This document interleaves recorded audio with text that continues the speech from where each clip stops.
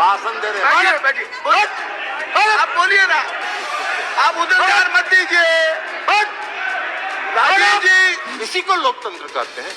ऐसे ही लोकतंत्र को आप चलाना चाहते हैं। सभापति महोदय, लोकतंत्र चलता है लोक लाज से, और इस सरकार ने सारे लोक लाज को ताखे पर रख दिया। लेकिन आपको बैकडोर से शासन करना था। आप कैसे बैठ के यहाँ फैसला कर सकते हैं? क्या हुआ हासिल आपका? दिल्ली के एमसीडी के चुनाव में भी आप हार गए, फिर भी आप बोलने में बात नहीं आ रहा। एक दिन इन्होंने एनडीए का बैठक किया। अरे भाई, आपको तो उस फोबिया से आप ग्रस्त हैं। आप उस फोबिया से ग्रस्त हो गए हैं और आपकी विदाई होने वाली है।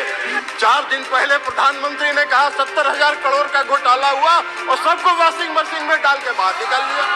ये लोकतंत्र है क्या? इसी को लोकतंत्र कहते हैं। ऐसे ही लोकतंत्र को आप चलाना चाहते हैं। सभापति महोदय, लोकतंत्र चलता है लोक लाज से, और इस सरकार ने सारे लोक लाज को ताखे पर रख दिया और डुबो के इस दिल्ली में शासन करना चाहते हैं। आप बैकडोर से शासन करना चाहते हैं। अभी माननीय गृह मंत्री जी ने बिल को पेश करते हुए कहा कि दिल्ली की सरकार 2015 में ऐसी बन गई जो भ्रष्टाचार के मामले में जिसका काम ही नहीं है सेवा करना। अरे, सेवा दिल्ली की सरकार जनता की सेवा कर रही है कि नहीं कर रही है, यह फैसला तो करने का अधिकार दिल्ली की जनता को।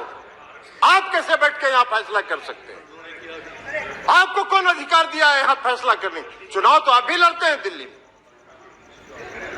लेकिन आप 3 सीट पर सिमट जाते हैं।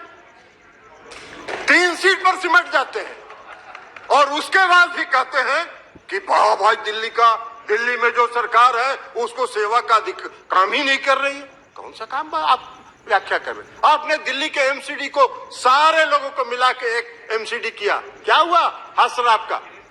दिल्ली के एमसीडी के चुनाव में भी आप हार गए, फिर भी आप बोलने में बात नहीं आ रहा है। फिर भी आप बोल रहे। तो लोक लाज जब आप ताखे पर रख दीजिएगा तो यही होगा, क्योंकि आपने लोकतंत्र को समाप्त करने का निर्णय किया।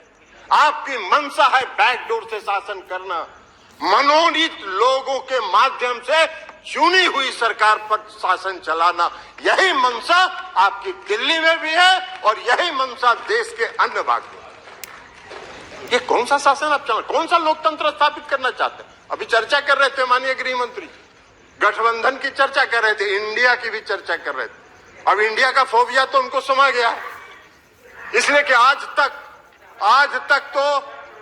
तो कभी इन्होंने एनडीए की बैठक नहीं की, आज तक कभी नहीं हुआ था। लेकिन जिस दिन इंडिया की बैठक मंगलोर में हो रही थी, उसी दिन इन्होंने एनडीए का बैठक किया। अरे भाई, आपको तो उस फोबिया से आप ग्रस्त हैं। आप उस फोबिया से ग्रस्त हो गए हैं और आपकी विदाई होने वाली है। तो इसलिए भ्रष्टाचार की बात कर रहे हैं। बैठिए ना बाबा, आप बैठिए। विदाई होगा आपका। बैठिए। भाषण दे रहे हैं। आप बोलिए ना, आप उधर ध्यान मत दीजिए। राजीव जी, राजीव रंजन जी, उधर ध्यान मत दीजिए। Address the chair only, address the chair only. केवल आपकी बात रिकॉर्ड में जा रही है, किसी अन्य की बात रिकॉर्ड में नहीं जा रही है। आप please address the chair and please सभापति and try to conclude also please. अभी सभापति महोदय माननीय गृह मंत्री जी चर्चा कर रहे थे, पेश करते हुए उन्होंने कहा कि दिल्ली में बहुत भ्रष्टाचार हो गया है, भारी भ्रष्टाचारियों का जमा हो गया है। महाराष्ट्र के बारे में उन्होंने चर्चा नहीं की। 4 दिन पहले प्रधानमंत्री ने कहा 70,000 करोड़ का घोटाला हुआ और सबको वॉशिंग मशीन में डाल के बाहर निकाल लिया। अरे वाह भाई वाह, भ्रष्टाचार की परिभाषा कर रहे हैं और देश देख रहा है। आपको भी गृह मंत्री जी, पूरा देश देख रहा है कि कौन से भ्रष्टाचार की आप व्याख्या कर रहे हैं और कौन सा भ्रष्टाचार पर आप नियंत्रण करना चाहते हैं। भ्रष्टाचार का भय दिखाकर अपनी राजनीतिक बात पूरी कीजिए जी।